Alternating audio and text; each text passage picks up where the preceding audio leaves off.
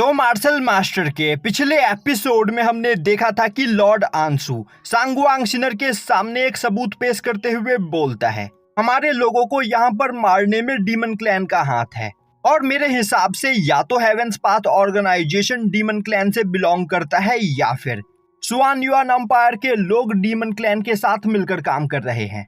अब यह सुनते ही सांगुआंग सिनर को काफी ज्यादा गुस्सा आता है और अब वह गुस्से में अपनी पावर को रिलीज करती है, जो देखते ही आसपास खड़े सभी लोग काफी ज्यादा डर जाते हैं। और अब सांगुआंग सिनर लॉर्ड आंसू से बोलती है, इस पूरे टियानवू कॉन्टिनेंट के ऊपर अब मेरा राज होने वाला है। और इसी दौरान कुछ लोग यहाँ पर मेरे खिलाफ बगावत करने की कोशिश कर रहे हैं। लॉर्ड आंसू, मैं चाहती हूँ कि तुम अपने साथियों को अपने साथ लेकर इस मामले को अच्छे से इन्वेस्टिगेट करो और यहाँ पर जो भी कल्प्रिट है उसे तुम जिंदा पकड़कर मेरे सामने पेश करो।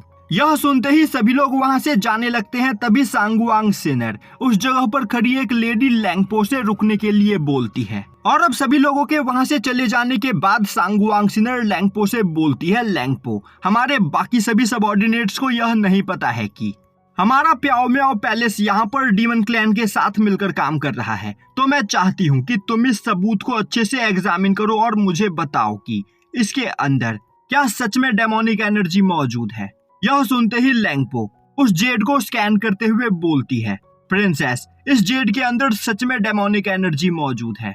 यह सुनते ही सांगुआंग सिनर वहां पर परेशान हो जाती है। तभी लैंगपो बोलती है, प्रिंसेस, कहीं यहाँ पर डीमन क्लैन के लोग हमें धोखा तो नहीं दे रहे। अगर डीमन क्लैन के लोग यहाँ पर हमें डबल क्रॉस कर रहे हैं तो हमारा पूरा प्लान बर्बाद हो जाएगा। यह सुनते ही सांगुआंग सिनर बोलती है, लैंगपो, मैं चाहती हूँ कि तुम खुद जाकर इस मामले को अच्छे से इन्वेस्टिगेट करो।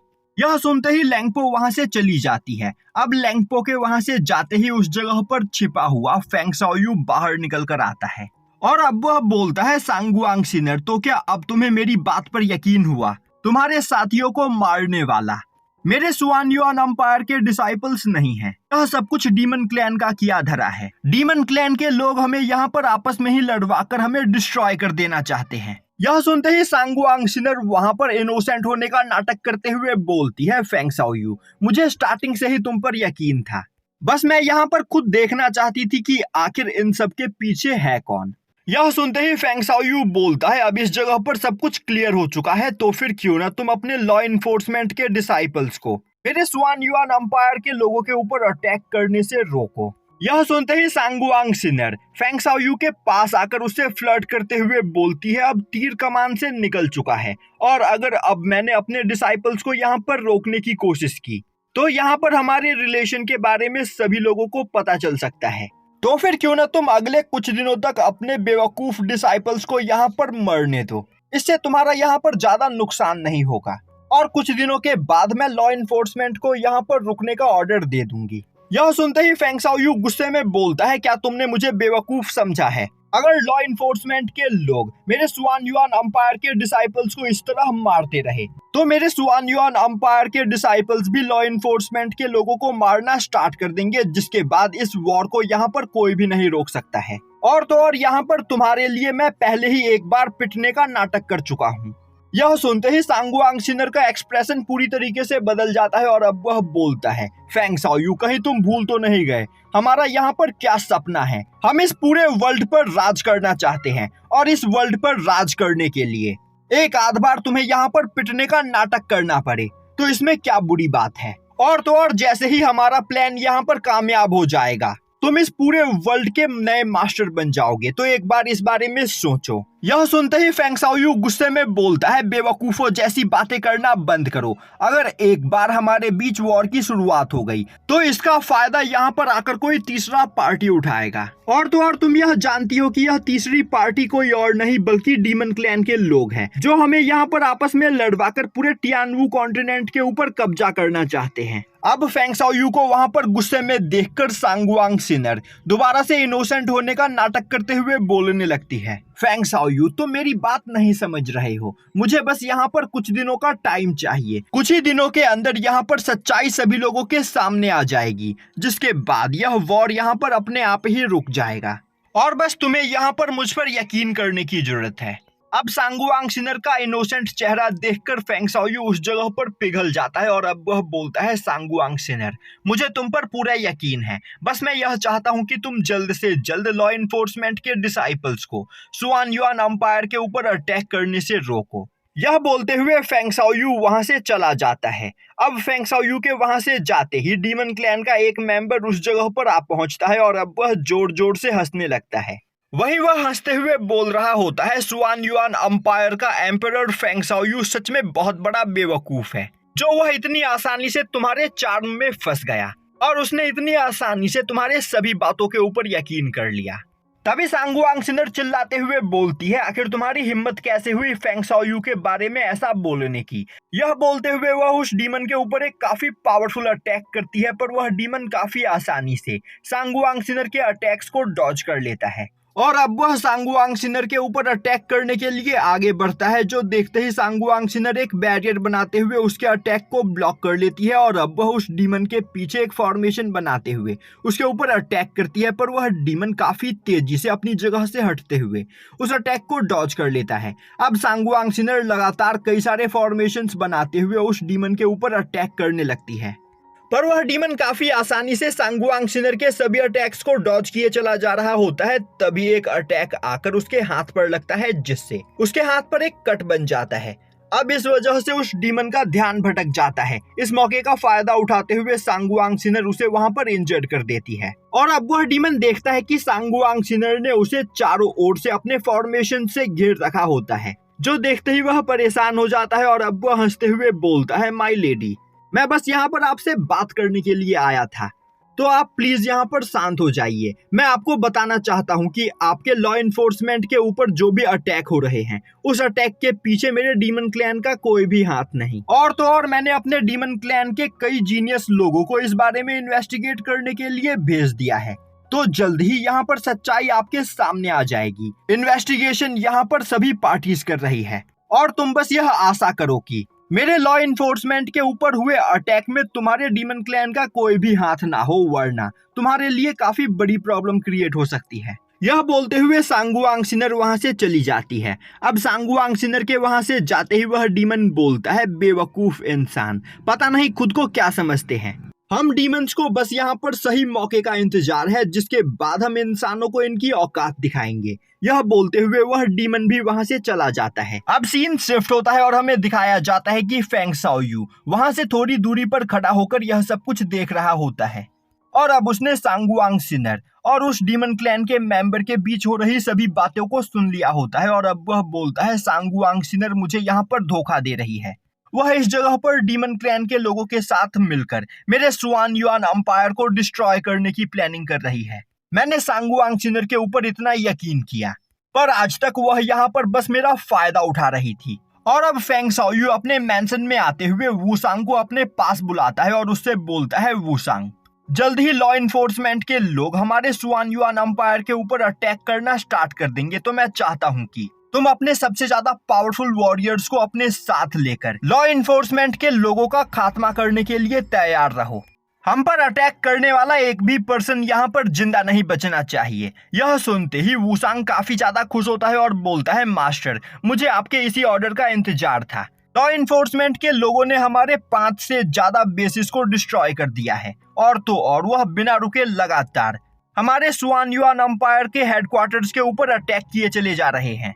यह बोलते हुए वूसांग अपने पास से एक जेड को बाहर निकालते हुए उसे फेंग शाओयू के सामने पेश करता है। अब फेंग शाओयू उस जेड के अंदर देखता है कि लॉ इन्फोर्समेंट के लोग काफी बेरहमी से उसके सुआन युआन अंपायर के मेंबर्स को मारे चले जा रहे होते हैं, जो देखते ही उसे काफी ज्यादा गुस्सा आता है और अब वह गुस्से में बोलता है, वूसांग, मार्शल एम्परर रैलम के अपने पास मौजूद सभी कल्टीवेटर्स को इकट्ठा करो और उन्हें हमारे सभी हेडक्वार्टर्स में तैनात कर दो। हमारे हेडक्वार्टर्स के ऊपर अटैक करने वाला एक भी पर्सन जिंदा नहीं बचना चाहिए। यह सुनते ही वूसांग काफी ज्यादा खुश होता है और अब वह वॉर की तैयारी करने के लिए वहां से चला जाता है। और अब वूसांग के वहां से जाते ही फेंग शाओयू बोलने लगता है, सांगुआंग सिनर, इसके लिए तुम मुझे माफ कर देना। और तो और पहले ही मैंने तुम्हें यहाँ पर सावधान किया था, पर तुमने मेरी बात नहीं सुनी, तो अब यहाँ पर वॉर होना तय है। और तो और सुआन युआन अंपायर के अलावा मेरे पास यहाँ पर कुछ भी नहीं।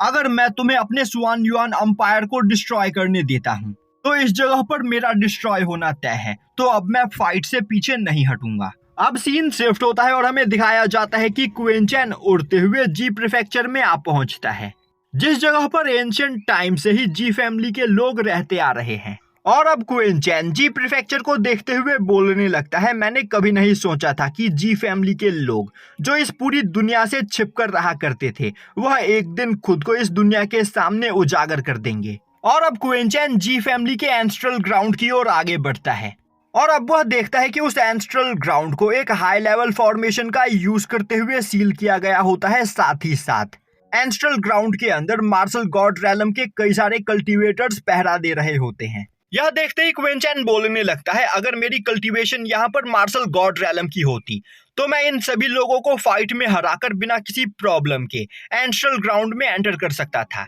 पर मैं अभी अपनी इस कल्टीवेशन के साथ इन सभी लोगों का सामना नहीं कर सकता हूँ, तो मुझे एंस्ट्रल ग्राउंड के अंदर जाने के लिए यहाँ पर कोई और रास्ता चुनना होगा। अब क्वीन चैन पास में ही मौजूद एक सिटी के अंदर जाता है और अब वह वहां से जी फैमिली के एंस्ट्रल ग्राउंड के बारे में कई सारी इंफॉर्मेशन कलेक्ट करता है।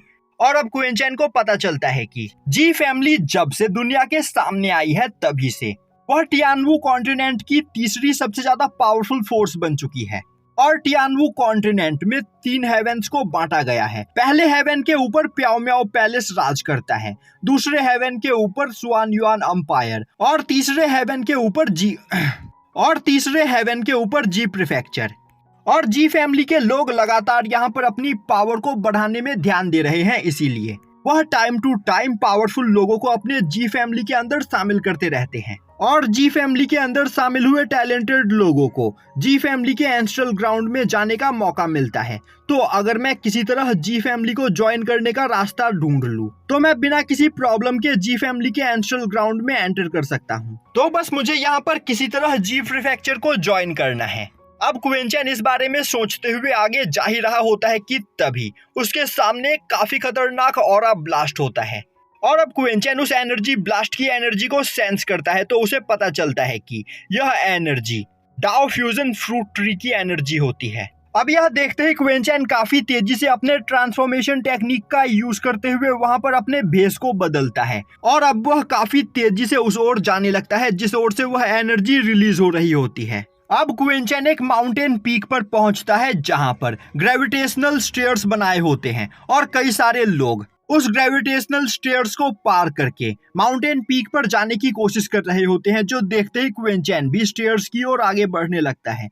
तभी एक पर्सन उसके सामने आते हुए उसका रास्ता रोक देता है और बोलता है, बेवकूफ, क्या तुम्हें सच में लगता है कि तुम बिना परमिशन के इस माउंटेन पीक पर जा सकते हो? तुम्हारे जैसे जंगली इंसान इस ग्रेविटेशनल स्टेयर के पहले स्टेप पर ही मारे जाएंगे, तो यहाँ पर अपनी एनर्जी और हमारा टाइम वेस्ट करने की कोशिश मत करो। पर क्वीन चैन वहां पर कुछ भी नहीं बोलता है और अब वह उस पर्सन को इग्नोर करते हुए वहां से जाने लगता है। तभी उस जगह पर काफी तेजी से उड़ते हुए यूजी फैमिली का एक कैरेज आता है। अब उस कैरेज को देखते ही वहां खड़ा पर्सन उस कैरेज को चला रहे पर्सन को देखते हुए बोलता है, यूजी क्वी, क्या तुम यूजी यून को लेकर इस जगह पर आए हो? और अब वह पर्सन आगे बढ़ते हुए प्रिंसेस यूजी यून को ग्रीट करता है। अब यह सुनते ही क्वीन चैन सोचने लगता है, यह यूजी फैमिली के लोग हैं और यह जी प्रीफेक्चर से बिलोंग करते हैं, तो अगर मैं इनके सामने अपनी पावर को शो करूं तो यह जरूर मुझे जी फैमिली को ज्वाइन करने के लिए इनविटेशन देंगे।